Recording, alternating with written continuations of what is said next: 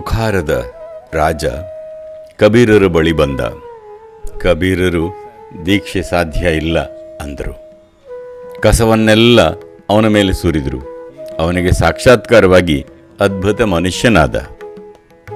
ಕಬೀರರು, ಸಮಯ ಬಂದಿದೆ, ನೀನು ಬುಖಾರಕ್ಕೆ ವಾಪಸ್ ಹೋಗಬೇಕು ಅಂದರು.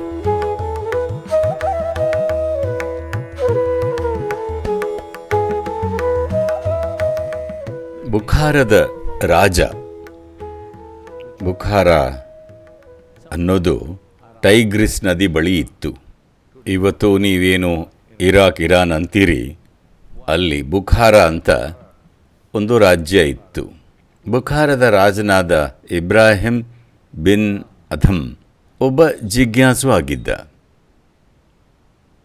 ಆದರೆ ಅರಮನೆಯಲ್ಲಿ ಸುಖದ ಸುಪ್ಪತ್ತಿಗೆಯಲ್ಲಿದ್ದ. ಆದ್ರೂ ಒಬ್ಬ ಗುರುವನ್ನು ಹುಡುಕಿ ಆಧ್ಯಾತ್ಮಿಕ ಹಾದಿಯಲ್ಲಿ ಸಾಗೋ ಹಂಬಲ ಬಲವಾಗಿತ್ತು. ಒಂದು ದಿನ ಅವನು ಮಲಗೋದಿಕ್ಕೆ ಹೋದ. ಆ ಹಾಸಿಗೆಯ ವಿಶೇಷತೆ ಏನೆಂದರೆ, ಅವನ ಸೇವಕರು ಯಾವಾಗಲೂ ಅದರ ಮೇಲೆ 1 ಅಡಿಯಷ್ಟು ಎತ್ತರದ ಮಲ್ಲಿಗೆ ಹೂಗಳನ್ನು ಹಾಕ್ತಿದ್ರು. ಅವನು ಅದರ ಮೇಲೆ ಮಲಗ್ತಿದ್ದ. ಆಗ ತಾನೇ ಅದರ ಮೇಲೆ ಮಲಗಿದ್ದ ಅಷ್ಟೇ. ಮೇಲೆ ಛಾವಣಿಯಿಂದ ಏನೋ ಸದ್ದು ಕೇಳ್ತು. ಮಲಕ್ಕೊಂಡೆ ಸರಿಯಾಗಿ ಆಲಿಸಿದ. ಹೆಜ್ಜೆ ಶಬ್ದದ ಥರ ಕೇಳ್ತು. ಕಿಟಕಿ ಹತ್ತಿರ ಹೋಗಿದ. ಹೇಯ್, ಯಾರಲ್ಲಿ ಮೇಲೆ? ಏನು ಮಾಡ್ತಿದ್ದೀಯಾ ಅಂತ. ಯಾರೋ 2 ಜನರು ಉತ್ತರ ಕೊಟ್ಟರು. ನಾವು ಒಂಟೆ ನಡೆಸೋರು, ನಮ್ಮ ಒಂಟೆಗಳು ಕಳೆದು ಹೋಗಿವೆ, ಅವುಗಳನ್ನು ಹುಡುಕ್ತಿದ್ದೀವಿ ಅಂತ. ಇವನು, ಎಂಥ ಮೂರ್ಖರು ನೀವೆಲ್ಲ! ನಿಮ್ಮ ಒಂಟೆಗಳು ಕಳೆದು ಹೋದರೆ ಅವುಗಳನ್ನು ನನ್ನ ಅರಮನೆ ಛಾವಣಿ ಮೇಲೆ ಹುಡುಕ್ತೀರಾ? ಏನಾಗಿದೆ ನಿಮಗೆ? ನೀವು ಮುಟ್ಟಾಳರ ಅಥವಾ ಹುಚ್ಚರ ಅಂದ. ಅವರಲ್ಲೊಬ್ಬ ಉತ್ತರ ಕೊಟ್ಟ, ನೀವು ಹೂವಿನ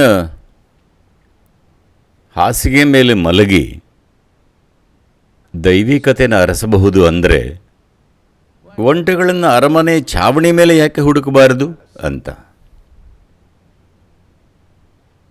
ಅವನಿಗೆ ಅರ್ಥ ಆಯಿತು.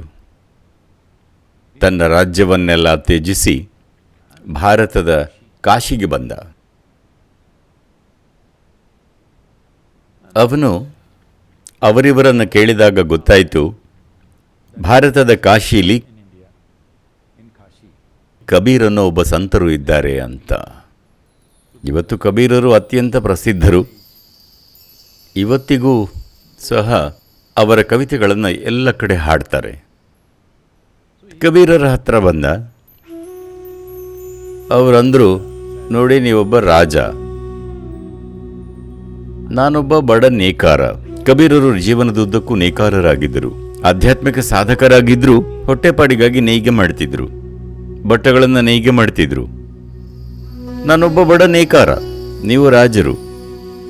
ನೀವಿಲ್ಲಿ ಕಲಿಯೋಕ್ಕೆ ಬಂದರೆ ಅದು ಕೆಲಸ ಮಾಡಲ್ಲ. ಇದು ಸರಿ ಹೊಂದಲ್ಲ.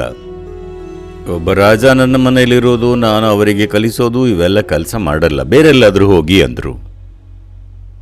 ಬುಖಾರದ ರಾಜ ಬೇಡ್ಕೊಂಡ, ಇಲ್ಲ, ನಾನು ರಾಜನಾಗಿ ಬಂದಿಲ್ಲ, ಭಿಕ್ಷುಕನಾಗಿ ಬಂದಿದ್ದೀನಿ, ನನ್ನನ್ನು ಸ್ವೀಕರಿಸಿ ಅಂತ. ಕಬೀರರಿಗೆ ಇಷ್ಟ ಇರಲಿಲ್ಲ. ಆದರೆ ಅವರ ಹೆಂಡತಿ ಲಾಯ್ ಹೇಳಿದರು, ನಿಜಕ್ಕೂ ಹಂಬಲಿಸ್ತಿರೋ ಹಾಗಿದೆ, ಜಿಜ್ಞಾಸು ಇರಬೇಕು, ಅವರನ್ನು ಸ್ವೀಕರಿಸಿ ಅಂತ. ಕಬೀರರು ಸರಿ ಅಂದರು. ರಾಜ ಇವರ ಮನೆಯಲ್ಲಿ ಉಳ್ಕೊಂಡ. ಅಲ್ಲಿ ಪಾತ್ರೆಗಳನ್ನು ತೊಳೆದ, ಮನೆ ಕಸ ಗುಡಿಸಿದ, ಅದು ಇದು ಅಂತ ಎಲ್ಲ ಮನೆ ಕೆಲಸ ಮಾಡಿದ. ದಿನನಿತ್ಯ ಮನೆಯಲ್ಲಿ ಸಣ್ಣ ಪುಟ್ಟ ಕೆಲಸಗಳನ್ನು ಮಾಡ್ದ. ಅತ್ಯಂತ ಶ್ರದ್ಧೆಯಿಂದ ಯಾವುದೇ ದೂರು ಹೇಳದೆ ಕೆಲಸ ಮಾಡ್ತಾ ಹೋದ. 6 ವರ್ಷಗಳು ಕಳೆದು ಹೋದವು. ಕಬೀರರ ಹೆಂಡತಿ ಲಾಯ್ ಅವರ ಹತ್ರ ಹೇಳಿದ್ಲು, ಈಗಲಾದರೂ ದೀಕ್ಷೆ ಕೊಡಿ, ಅವರನ್ನು ನಿರ್ಲಕ್ಷಿಸಬೇಡಿ. 6 ವರ್ಷ ಆದರೂ ಒಂದೇ ಒಂದು ದೂರು ಹೇಳದೆ ನಾವು ಕೊಟ್ಟ ಕೆಲಸ ಎಲ್ಲನೂ ಮಾಡಿದ್ದಾರೆ. ಕೆಲವೊಮ್ಮೆ ಮನೆಯಲ್ಲಿ ಅಡುಗೆ ಕಮ್ಮಿ ಇದ್ದಾಗ ಊಟನೂ ಮಾಡದೆ ಹಾಗೇ ಇದ್ರು. ಬೇಸರ ಮಾಡಿಕೊಳ್ಳಿಲ್ಲ, ಅವರಿಗೆ ದೀಕ್ಷೆ ಕೊಡಿ ಅಂತ. ಕಬೀರರು ಹೇಳಿದರು, ಅವರ ಮನಸ್ಸು ಇನ್ನೂ ಸ್ಪಷ್ಟವಾಗಿಲ್ಲ, ದೀಕ್ಷೆ ಸಾಧ್ಯ ಇಲ್ಲ ಅಂತ. ಇವಳಂದ್ಲು, ಅವರ ವಿನಮ್ರತೆ ಹೇಗಂದರೆ ರಾಜ ಆಗಿದ್ರೂ ಅವಳ ಮನಸ್ಸಲ್ಲಿ ಅವನಿನ್ನೂ ರಾಜ, ಅದೇ ಸ್ಥಾನ ಇತ್ತು. ಕಬೀರರಿಗೆ ರಾಜ ಭಿಕ್ಷುಕ ಏನೂ ಇರಲಿಲ್ಲ, ಅವರಿಗೆ ಎಲ್ಲ ಒಂದೇ.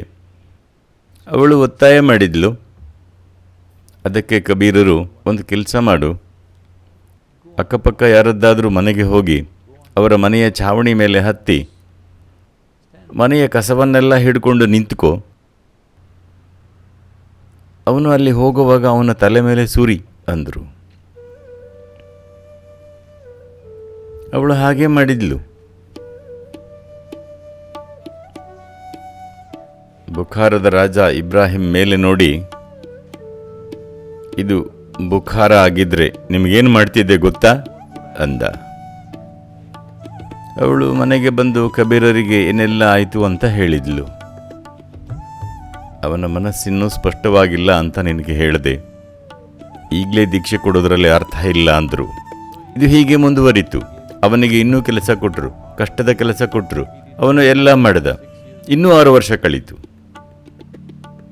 ಮತ್ತೆ ಲಾಯಿ ಹೇಳಿದ್ಲು, ದೀಕ್ಷೆ ಕೊಡಿ, 12 ವರ್ಷ ಕಳೆದು ಹೋಯಿತು ಅಂತ.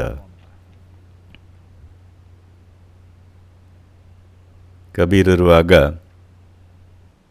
ಇನ್ನೂ ಸ್ವಲ್ಪ ಸಮಯ ಹೋಗಲಿ, ಗಡಿಬಿಡಿ ಯಾಕೆ, ಬರೀ 12 ವರ್ಷ ಅಷ್ಟೇ ಅಂದರು. ಇಲ್ಲ ಇಲ್ಲ, ಅವರು ತುಂಬ ಶ್ರದ್ಧೆ ಹೊಂದಿದ್ದಾರೆ, ಅವರ ವಿಧೇಯತೆ, ಅವರ ಸೇವಾ ಮನೋಭಾವ ನೋಡಿ ನನಗೆ ಸಂತೋಷ ಆಗತ್ತೆ, ಅವರು ರಾಜನಂತೆ ಕೆಲಸ ಮಾಡ್ತಿಲ್ಲ ಅಂದ್ಲು. ಕಬೀರರು, ಸರಿ ಮತ್ತೆ ಹಾಗೆ ಮಾಡು, ಇನ್ನೂ ಏನಾದರೂ ಸೇರಿಸು.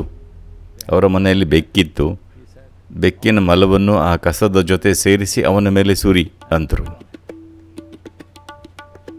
ಅವನು ನಡೆದು ಹೋಗ್ತಿದ್ದಾಗ ಅವಳ ಹೊಲಸು ಕಸ ಎಲ್ಲವನ್ನೂ ಅವನ ಮೇಲೆ ಸುರಿದ್ಲು.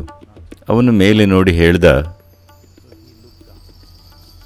ನಾನು ನಿಮಗೆ ಕೃತಜ್ಞನಾಗಿದ್ದೀನಿ, ನನ್ನ ಮನಸ್ಸಲ್ಲಿ ಏನಿದೆಯೋ ಅದನ್ನೇ ನೀವು ನನ್ನ ಮೇಲೆ ಎಸೆದಿದ್ದೀರಿ, ಹಾಗಾಗಿ ನಿಮಗೆ ಕೃತಜ್ಞತೆಗಳು ಅಂದು ಅಲ್ಲಿಂದ ನಡೆದ. ಅವಳು ಬಂದು ಕಬೀರರಿಗೆ ಹೇಳಿದ್ಲು. ಅವರು ಸಮಯ ಬಂದಿದೆ ಅಂದರು. ನಂತರ ಅವನಿಗೆ ದೀಕ್ಷೆ ನೀಡಿದರು. ಅವನಿಗೆ ಸಾಕ್ಷಾತ್ಕಾರವಾಗಿ ಅದ್ಭುತ ಮನುಷ್ಯನಾದ. ಆಗ ಕಬೀರರು ಅವನಿಗೆ, ನೀನು ವಾಪಸ್ಸು ಹೋಗು, ಸಾಕ್ಷಾತ್ಕಾರವಾದ ಮೇಲೆ ಇಲ್ಲಿ ಇರಬೇಕಿಲ್ಲ, ನೀನು ಬುಖಾರಾಗೆ ಹೋಗು ಅಂದರು. ಅವನು ವಾಪಸ್ ಹೋಗಿ ಅಲ್ಲಿ ಟೈಗ್ರಿಸ್ ನದಿಯ ದಡದಲ್ಲಿ ಕೂತಿದ್ದ. ಒಂದು ಸೂಜಿ ದಾರ ಇಟ್ಕೊಂಡು ತನಗಾಗಿ ಏನನ್ನು ಹೊಲಿದುಕೊಳ್ತಾ ಇದ್ದ. ಕುದುರೆ ಮೇಲೆ ಕೂತು ಬೇಟೆಗೆ ಹೊರಟಿದ್ದ ವ್ಯಕ್ತಿಯೊಬ್ಬ ಇವನ ಮುಂದೆ ಸಾಗಿದ. ಆದರೆ ತಿರುಗಿ ಇವನನ್ನು ನೋಡಿ ಹಿಂದಿರುಗಿ ಅವನ ಹತ್ರ ಬಂದು, ನೀವು ನಮ್ಮ ರಾಜರಲ್ವಾ ಅಂದ. ಹೌದು ಅಂತ ತಲೆ ಹಾಕಿದ. ಮಹಾರಾಜರೇ, ನೀವು ಬಿಟ್ಟು ಹೋಗಿದ್ದ ನಿಮ್ಮ ಪುಟ್ಟ ಮಕ್ಕಳನ್ನು ನಾನು ಚೆನ್ನಾಗಿ ಸಲಹಿದ್ದೀನಿ, ಅವರಿಗೆ ಉತ್ತಮ ಯುವಕರಾಗಿ ಬೆಳೆದಿದ್ದಾರೆ, ರಾಜ್ಯ ಚೆನ್ನಾಗಿ ನಡೀತಿದೆ, ನೀವು ಮತ್ತೆ ಬಂದು ನಮ್ಮನ್ನು ಆಳಬೇಕು ಅಂದ. ಆಗ ಇಬ್ರಾಹಿಂ ಸೂಜಿಯಿಂದ ಏನೋ ಹೊಲಿತಾ ಇದ್ದವನು ಆ ದಾರದಿಂದ ಸೂಜಿಯನ್ನು ತೆಗೆದು ನದಿಗೆ ಎಸೆದು, ಹೋಗಿ ಆ ಸೂಜಿ ತಗೊಂಡು ಬಾ ಅಂದ. ಆ ಸೂಜಿನ ಹೇಗೆ ತರೋಕೆ ಸಾಧ್ಯ? ನದಿ ಆಳವಾಗಿದೆ, ವೇಗವಾಗಿ ಹರಿತಾ ಇದೆ. ಈಗ ನಾನು ಆ ನದಿಯಿಂದ ಸೂಜಿಯನ್ನೇ ಹೇಗೆ ತರಲಿ? ಅರ್ಧ ಗಂಟೆ ಕಾದ್ರೆ ನಗರದಿಂದ 100 ಸೂಜಿಗಳನ್ನು ತರ್ತೀನಿ ಅಂದ. ಆಗ ಇಬ್ರಾಹಿಂ, ನನಗೆ ಆ ಸೂಜಿನೇ ಬೇಕು ಅಂದ. ಆ ವ್ಯಕ್ತಿ, ಅದು ಸಾಧ್ಯ ಇಲ್ಲ ಅಂದ. ಅದಕ್ಕೆ ಇವನು, ನಾನು ದೈವಿಕತೆಯ ಮಡಿಲಲ್ಲಿದ್ದೀನಿ, ನಾನು ಯಾಕೆ ನಿನ್ನ ರಾಜ್ಯಕ್ಕೆ ಬರಲಿ? ದೈವಿಕ ಸಾಮ್ರಾಜ್ಯದಲ್ಲಿರುವಾಗ ನಿನ್ನ ರಾಜ್ಯಕ್ಕೆ ಯಾಕೆ ಬರಲಿ? ಬಂದು ಏನನ್ನ ಆಳ್ತೀನಿ, ಅದನ್ನು ನೀನೇ ಇಟ್ಕೋ ಅಂದ. ನಾನು ಇದನ್ನೆಲ್ಲ ಯಾಕೆ ಹೇಳ್ತಿದ್ದೀನಿ ಅಂದರೆ, ಸಂಗತಿಗಳೆಲ್ಲ ತಿರುಚಿ ಹೋಗಿವೆ. ಜೀವನದ ವಾಸ್ತವತೆ ಮನುಷ್ಯರ ಮನಸ್ಸೊಳಗೆ ತಿರುಚಿ ಹೋಗಿವೆ. ಯಾವುದು ಏನು ಅನ್ನೋದೆಲ್ಲ. ಈ ಕ್ಷಣ ಭೂಮಿ ಸ್ವಲ್ಪ ಅಲುಗಿದ್ರೆ ಹಲೋ, ಅಲಗ್ತಿದೆ ನೋಡಿ. ಭೂಮಿ ಯಾವುದೇ ಘರ್ಷಣೆ ಇಲ್ಲದೆ ತಿರುಗ್ತಿದೆ, ಚಲಿಸ್ತಿದೆ ಅಂದ್ಕೋಬೇಡಿ. ಘರ್ಷಣೆ ಇದ್ದೇ ಇದೆ. ಈಗೇನೆಂದರೆ ವಾತಾವರಣದಿಂದಾಗಿ ನಿಮಗದು ಅನುಭವಕ್ಕೆ ಬರ್ತಿಲ್ಲ, ಕೋಮಲವಾಗಿ ಸಾಗ್ತಿದೆ ಅನಿಸತ್ತೆ. ಆದರೆ ಅಲ್ಲಿ ಅಗಾಧ ಪ್ರಮಾಣದ ಘರ್ಷಣೆ ಇರುತ್ತೆ. ಅದರ ಗರ್ಭದಲ್ಲಿ, ಮೇಲ್ಮೈನಲ್ಲಿ ಹಲವು ಸಂಗತಿಗಳಾಗ್ತಿರತ್ವೆ.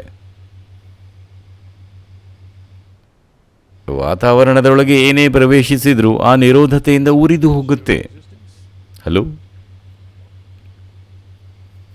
ಅಂದರೆ ಈ ಎಲ್ಲ ರಕ್ಷಣೆಯಲ್ಲಿ ಸೃಷ್ಟಿಯ ಮಡಿಲಲ್ಲಿದ್ದು ನಾವು ಅದರ ಮಡಿಲಲ್ಲಿದ್ದೀವಿ ಅನ್ನೋದನ್ನು ಮರೆತಿದ್ದೀವಿ. ಮನುಷ್ಯರ ದೊಡ್ಡ ಮೂರ್ಖತನ ಇದು. ನೀವು ಸೃಷ್ಟಿಕರ್ತನ ಮಡಿಲಲ್ಲಿ ವರ್ಧಿಸ್ತಿದ್ದೀರಿ ಅನ್ನೋದನ್ನು ಮರೆತಿದ್ದೀರಿ.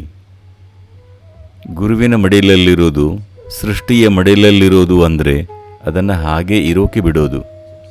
ಹೇಗಿದ್ರೂ ಜೀವನ ನಿಮ್ಮ ಕೈಲಿರುತ್ತೆ. ನಿಮ್ಮ ಮೂರ್ಖ ವಿಚಾರಗಳು ಮಾತ್ರ ಅದು ಹೊಲಸಾಗಿರೋದ್ರಿಂದ ಒಳ್ಳೆ ಗೊಬ್ಬರ ಆಗತ್ತೆ. ಅದಕ್ಕೆ ನಿಮ್ಮನ್ನು ಗಾರ್ಡನ್ನಲ್ಲಿ ಕೂರಿಸಿರೋದು.